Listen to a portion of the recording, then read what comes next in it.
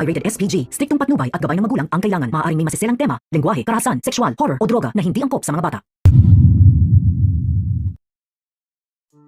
Kritikal ang naging sitwasyon nitong si Sam matapos siyang tambangan ng mga Zafra.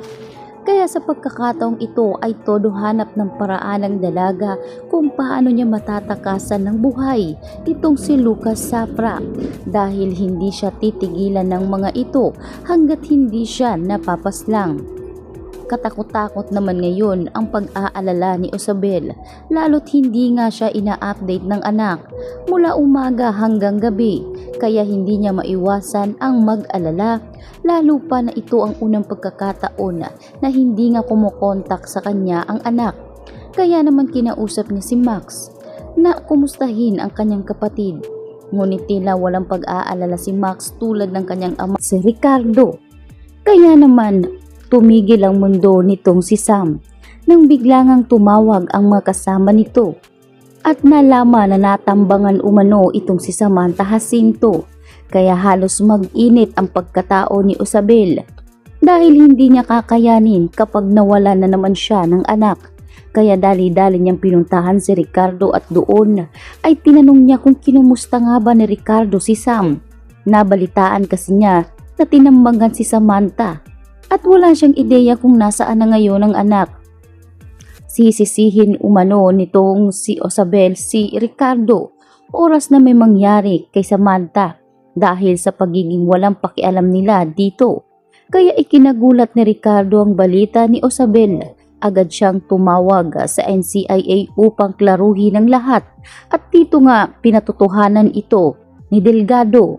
Mismong ang kanyang mga kasama ang nagbalita na may nangyaring shooting incident at itong si Samantha ang kineklarify nila na ito nga ang naging kalaban ng mga sindikato. Kaya naman ngayon ay agad ngang rumisponde ang mga kasamahan nitong si Samantha para hanapin ang dalaga. Sa kasamaang palad ay nahalughog na lamang nila ang lugar. Wala talagang Samantang nakita. Kaya naman sa pagkakataong ito ay nag-aalala na itong si Isabel at dahil alam na Ricardo kung sino ang may gawa nito kaya agad siyang pumunta sa pamamahay nitong si Mariano na wala man lang ni isang alalay. Kaya dito niya pinuntahan si Ricardo at hinanap ang kanyang anak. Ngunit paliwanag ni Mariano na hindi siya hanapan ng nawawalang anak dahil wala siyang alam sa binibinta nga nitong si Ricardo. Ngunit dahil sa inis ni Ricardo ay binalaan niya si Mariano na oras na may mangyaring masama sa kanyang anak ay wala umano siyang magagawa kundi patumbahin ang lahat ng mga negosyo ng mga Zafra sa buong Maynila. Kaya naman itong si Mariano ay para bang hindi nga makapaniwala na tuluyang puputulin ni Ricardo ang ugnayan niya sa mga Zafra.